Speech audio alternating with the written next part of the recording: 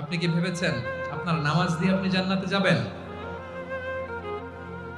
আপনি তাহাজ্জুদ গুজার, সেজদা দিতে দিতে কপালে দাগ ফেলেছেন, এটা আপনারা জান্নাতে নিবে না। আপনি এলাকার সবচেয়ে বড় হাতেম তাই দানশীল, এই দানের ভরসায় বসে আছেন। কুশ্চিন কালো ভাব। আমাদের নামাজ, আমাদের রোজা, আমাদের ইবাদত, এগুলোকে মিজানের পাল্লায় উঠালে কোনো ওজনই হবে না। তবে আমাদের একটা কৌশল জানা আছে, আমরা আল্লাহর রহমতের ভিখারি। আমরা সেদিন আগেই গুনার স্বীকৃতি দিয়ে দেব। আমরা বলবো, আল্লাহ তুমি প্রশ্ন করার আগে তোমার একটা কথা বলি, আমারে কিছু জিজ্ঞেস করো না, আমি সব করেছি। এমন কোন পাপ নাই যে পাপ আমারে দিয়ে হয় নাই। তোমার রহমত দিয়ে তুমি জান্নাতে পাঠাবা, তোমার দয়ায় জান্নাতে যেতে চাই, আমল দিয়ে না। পারবেন বলতে?